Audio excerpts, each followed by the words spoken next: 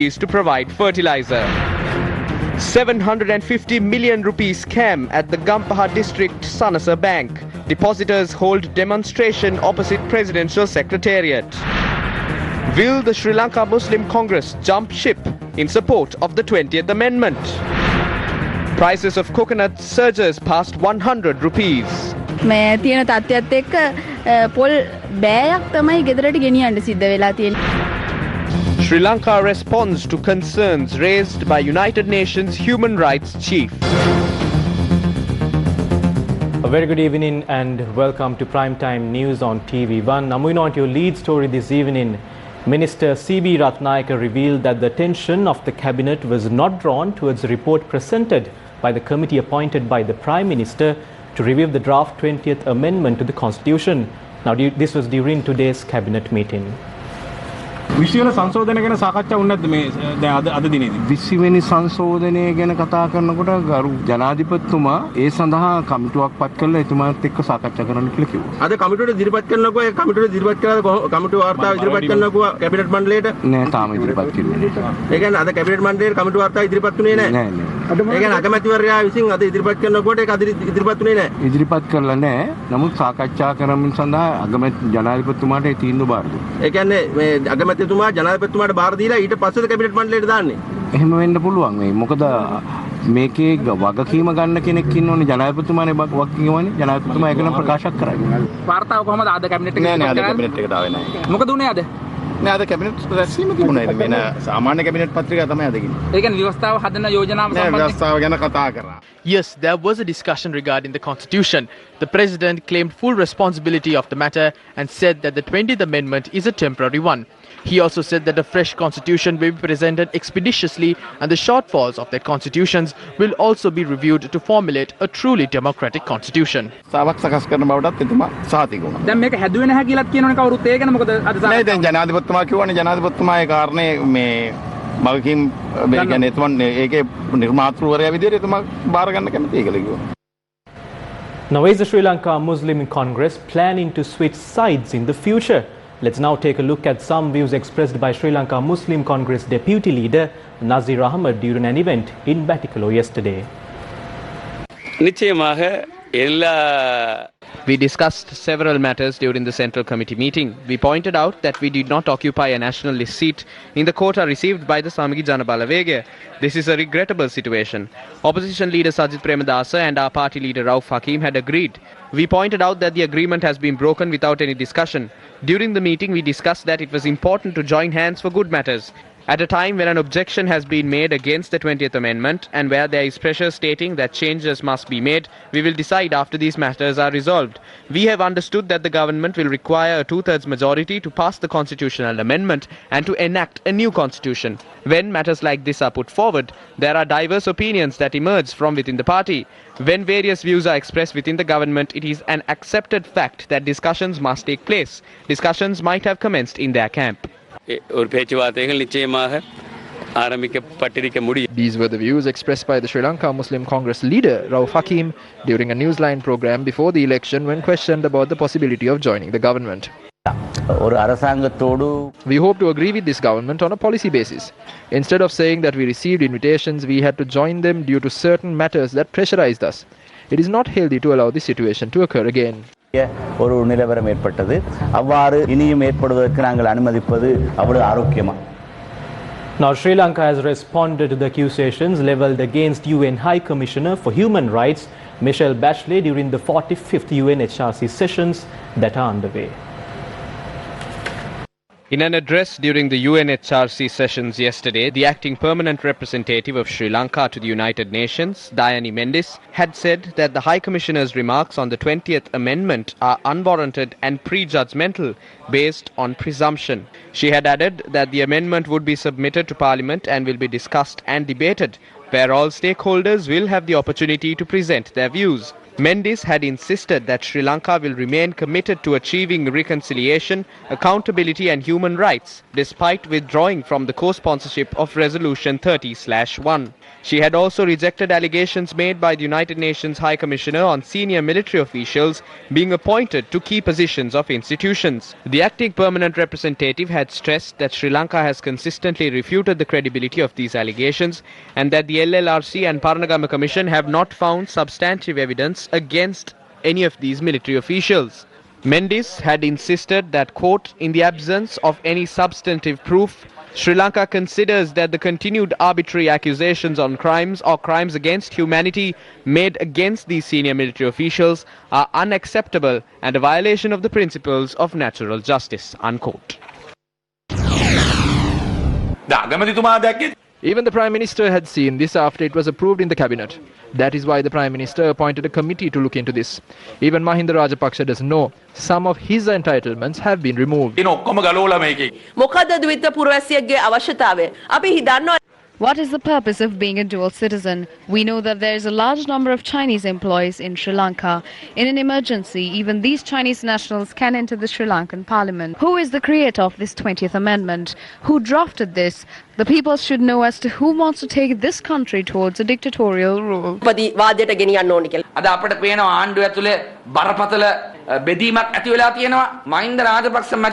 We can see that there is a massive division within the government. Will Mahinda Rajapaksa be okay with the fact that people are trying to drag him down to a level below the great king as he was regarded earlier? With this current plot, they will not be able to crown Prince Namal in the future. Please line up to defeat this power hunger and this dictatorship that is revolving around one person.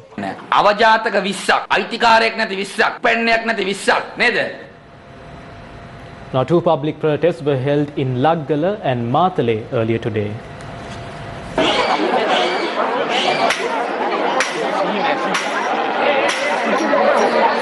Parents and past pupils of the Vijaypala College in Matale acted in an irate manner today. The protest was organized to oppose a move by the police to block an entrance road to the school, which was used for a number of years. According to our correspondent, there are two entrance roads to the school. However, protesters allege that the police have blocked the rear entrance to the school. It is difficult for us to utilize the other road, especially in the afternoon. Several road accidents occurred. The front entrance road is narrow. This road is essential. We attempted to discuss this matter with the Matale Divisional Secretary. All our efforts proved futile. As a result of that, we have decided to commence this protest today. The protesters held the demonstration blocking the A9 road, and a heavy vehicular congestion occurred as a result.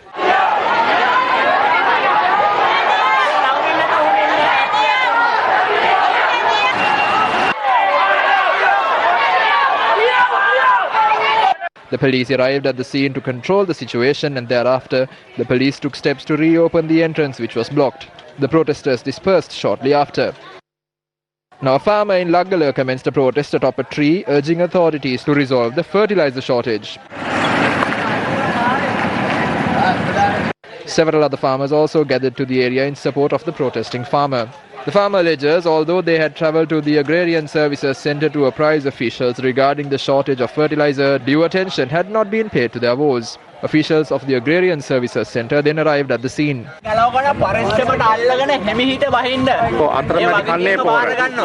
The officials requested the farmer atop the tree to climb down while promising to deliver fertilizer to the farmers by next Monday. The protest was called off after nearly 5 hours. I have been struggling for nearly 1.5 months to obtain fertilizer. I went to the Agrarian Service Centre 13 times. I even went to the AG's office. I did not receive such an answer.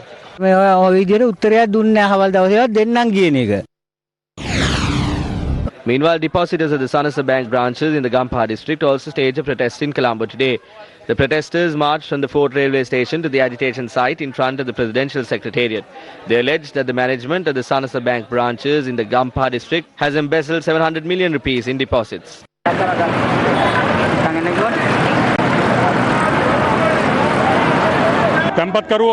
A group of 765 depositors have joined our organization. Their money is from the Gampaha district Sanasa Bank branches. We deposited money and expected a monthly pension from them, money for medicine. We now demand an end to this.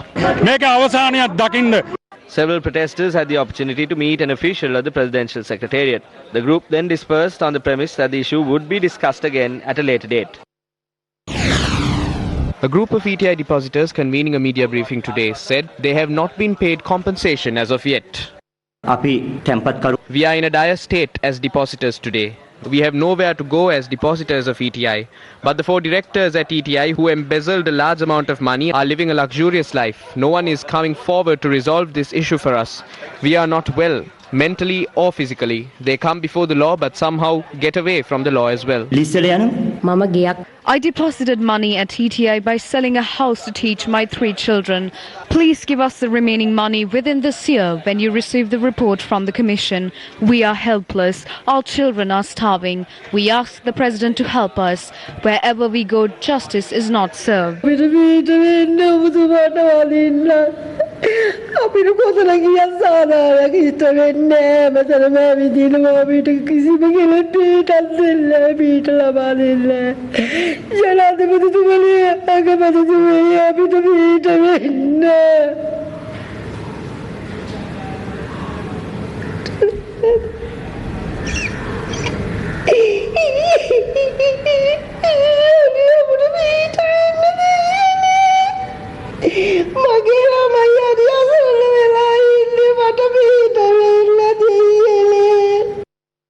What fate befell the ETI and Swarna Mahal Financial Services? In 2018, the former government revealed that an investor was interested in purchasing the EAP group of companies, the umbrella group of the aforementioned companies. It was notified that an investment of $75 million will be invested to obtain a 45% stake in the EAP group of companies, an institution named Blue Summit Capital Incorporated in Singapore and had presented itself as the interested party in March 2018. However, the ambiguity of the situation lies in Blue Summit Capital being incorporated only a few months prior to March 2018. Another doubtful matter was the misappropriation of $5 million of the total $75 million which was to be invested by Blue Summit Capital. Eventually, Blue Summit Capital, which only acquired the profitable institutions of the EAP group, has by now transferred the stocks to another entity. The names of several influential politicians were synonymous with the dubious transaction which deceived depositors under the guise of a foreign investor. It is not too late to mete out justice to the politicians who are behind this deception which squandered the funds of many.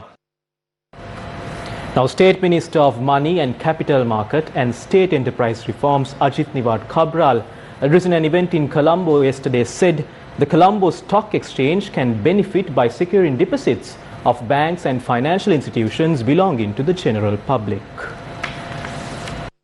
A few days ago, we had meetings with the Securities and Exchange Commission and the stockbrokers and the Colombo Stock Exchange. And the message that I wanted to convey to them was a very simple one. We have nearly 10 trillion rupees in deposits in the banks and the finance companies. The banks have about 9 trillion rupees in deposits from people, that is 9,000 billion rupees. And the finance companies have another trillion rupees. Now, if you take 1% of that, you'll find that it is 100 billion rupees. Now, the EPF at the height of its investment portfolios had invested only 71 billion rupees in the stock market. And if that could have made such a big impact on the stock market, the locals today can make that impact. If they were to return to the market, because the market is at such a good price today. You have shares which are grossly underpriced. So let the Sri Lankans buy that. Let the Sri Lankans get a bargain if nobody else is buying. Many economists have raised concerns regarding the statement made by the State Minister. They point out the government must be cautious when investing public deposits and savings in volatile investments, as such a move could severely affect certain groups such as senior citizens. Now the question is, whose are these deposits? By and large, these are individual deposits, and of the individuals, most of them are in the category of persons 60 years plus, because their savings over the years, their EPF money and so on have sometimes been invested. The rest are obviously those who save as they earn. Now the issue is, in the secondary market, there are multiple questions about the inside information that is shared among certain people in the stock market, unhealthy practices, about non-transparent and unequal sort of playing field there. And also Mr. Cabral refers to the period where during his time, I believe, a large amount of money was invested by the EPF in the stock market, and he says, look how people were able to profit during that time. Yes, certain people profited during that time, that's for sure. And there's been a lot investigated and written about some of those transactions as well. So therefore, all these things need to be considered because just like prices can go up in the stock market, prices can also come down. So if there are no watertight guarantees by certain people to purchase other people's stocks in the secondary market, like it happened in the past, the risk of losing money is also very much present as much as earning. Economists also point out that not all members of the public possess the same financial literacy in terms of investment. In an investment decision, the main thing one would consider would be the trustworthiness, because the last thing that someone would wanted to see is losing their investment. But the reason why banks have a higher amount of savings is because of the trustworthiness factor. If you even look at the savings at the banks, that is basically skewed towards the state-owned banks, because people are perceived, or people have a perception that if something goes wrong, the government will intervene and rescue them if you invest in a state-owned bank. So the important thing is people should be able to make a decision where they want to invest and save money. And that will depend, of course, based on their financial literacy. They should be having enough information and knowledge on managing their portfolio, managing their savings.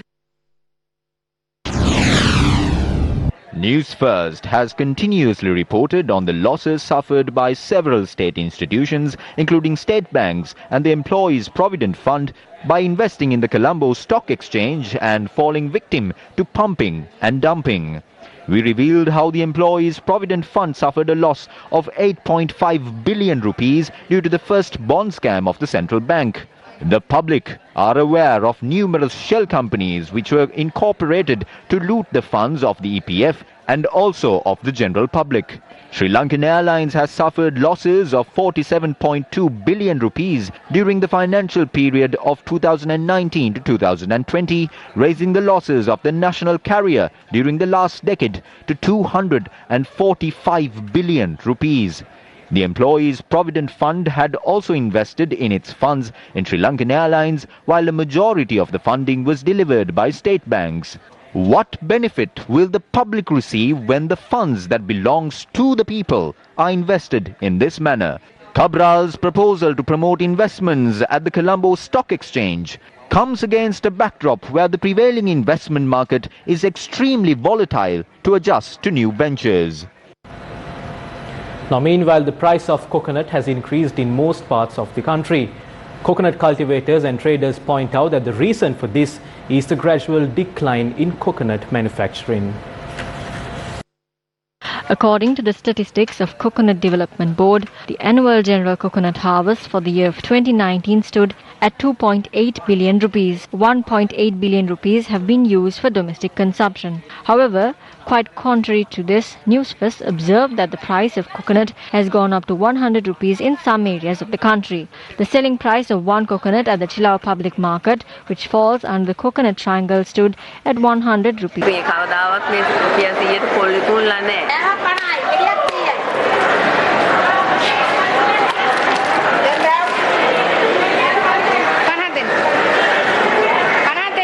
මේ ගස්වල පොල් හැදින්නේ නැති ප්‍රශ්නයක් තමයි තියෙන්නේ. කලින් තිබ්බේ 40 දැන් මේ ගෙඩිය 70යි. හිරමනේට දාන්න බෑ මේ ගෙඩිය. මේ තියෙන තත්ත්වයත් එක්ක පොල් බෑයක් තමයි ගෙදරට ගෙනියන්න සිද්ධ වෙලා තියෙන්නේ. දැන් ගොඩක්ම වෙලා තියෙන මේ ටිකේ දැන් වැස්සට. The main reason for this is rain. These days, it takes approximately 2 years for coconut branches to grow.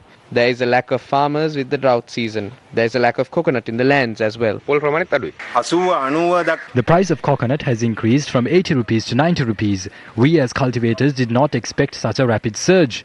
Our price range as cultivators is from 40 to 45 rupees. The government has failed to come up with a pricing formula or to impose a price control. We see the illegal coconut business that is being carried out in the Puttalam district as the reason for this. There is a coconut shortage of 0.7 billion in the country. Therefore, managing what we have is what the government must do. But why is there a massive price surge in coconuts in the market today? We state with responsibility that the authorities responsible for coconuts in Sri Lanka, the chairman of the Coconut Development Board and the chairman of the Coconut Research Institute must be held responsible for this. The plight of the residents in several villages have worsened as wild elephants encroach villages in search of food. These villagers poured out their problems to the Gammadda team as they have been left helpless. Now today is the 19th day of the Gammadda door-to-door initiative.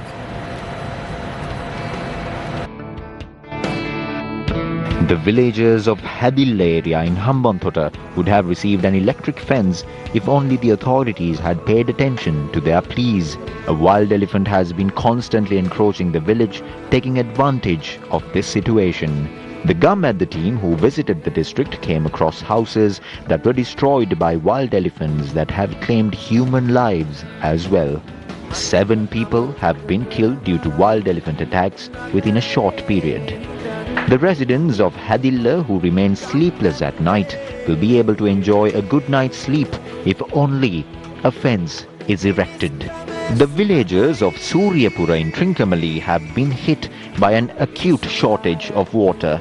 The pipeline transporting water from the Alla area in the Mahavali River to the Kantale water treatment plant runs through this area. However, these residents are yet to find a source of water to quench their thirst. Villagers complain that they have to purchase water from a bowser, that too only once a fortnight. Around 175 families in Galgamur in the Kurunegala district spend their days in fear of losing their lives. These residents live in uncertainty, not knowing when the elephants from the Tekavatta and Palukadavala forest reserves would attack them. Our Gammadda team came across 2 houses that were attacked by wild elephants last night. Villagers point out that the electric fence installed in the area lacks sufficient voltage. The Ampara Wildlife and Forest Conservation Committee convened a meeting today. A tense situation arose when public issues were put forward during the meeting.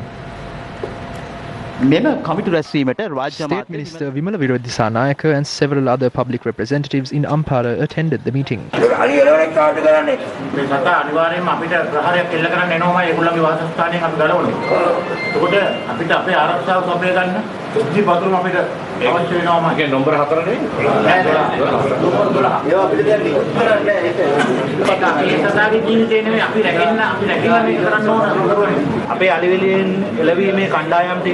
ඔකට පාවිච්චි කරන්න.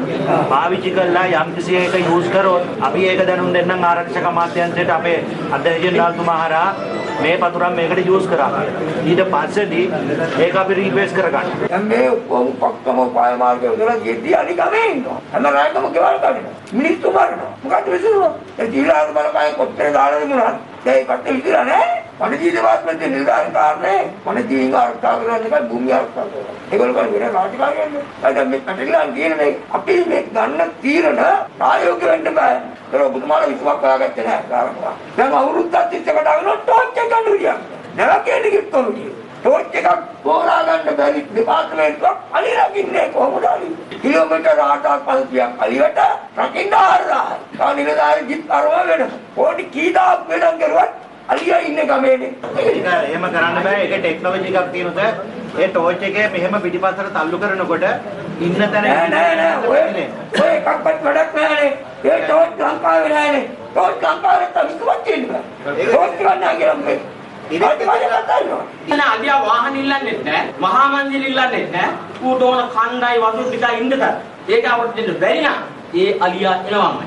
මට කලු ඩිස්ට්‍රික්කේ මායිමේ දැකෝලාල වෙනවා. Video ඔක්කොම කරන් තියෙනවා. දැන් පොලිසියට කිව්වා මේ කොටම කිව්වා කිසික් කරේ කියාත්ම කරා. හැබැයි අදිත්‍යයට ගමේ විනියේ සල්කොටේට කඩොල් කෑල්ලක් කියලා බැඳ ගන්න වෙල් ටිකක් ගත්තා බඩු හවා. දැන් ඒකත් සාක්කුදානේ එක නෙවෙයි. ඒලා මේ කාරණේ තා බරපතලයි අවුරක් තරහ වෙන්න එපා මම වීඩියෝ එකක් අරගෙන අදාළ නිලධාරියෝ ඔක්කොම වගුත්තර කරුවා. Meanwhile, this is the state of a mangrove system situated in close proximity to the Negombo Lagoon after a group had destroyed a part of it. The destruction took place in the Dundalpite area in the Negombo Lagoon. This hotel is being built in front of an airport. I don't know what it is, but there is a large area of mangroves that are being destroyed. Several parties, including the police, the Wildlife Department and the Coast Conservation Authority, inspected the site today. This building has been licensed through the Urban Development Authority, but it's a long-term marsh and mangrove area, and we can see that they are working on building illegal structures. We are all set to take legal action for the destruction of these areas. During a discussion held last afternoon regarding the future plans of the State Ministry of Rural Roads and other infrastructure, the President called for the commencement of projects after a preliminary environment study. If you have qualified first, you will not have any problem. Get the environmental feasibility with regard to where a project can be enacted. Then an investor knows where to go and what to do. Appoint a committee from one of the three institutions and ask them to immediately mark the available points. You don't have to wait for a project. We know that roads need to be paved. You need soil to build roads. Then if everyone is told, the environment authorities, the forest authorities, the Mahaveli authorities and the wildlife officials will clearly say these are the places where you can get soil. These are the places where you can get stone and sand. Then there is no trouble.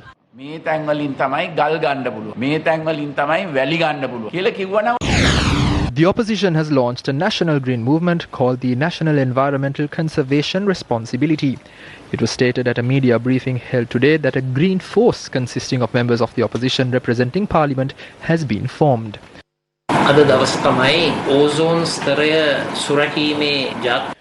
Establishing a green unit at the office of the opposition leaders, we, for the first time as a political party, launched the tree planting program to take on the national responsibility for the environment. We are establishing an environmental force with 5 members. There is a Minister of Environment and there is a Minister of Wildlife. There is a State Minister. All of this should be centered around one person. So with that, it's a wrap of Primetime News for tonight. For the Newsfirst team, I've been John Fernando, along with our sign language interpreter, Brian D. Cruz. Take care and have yourself a good night.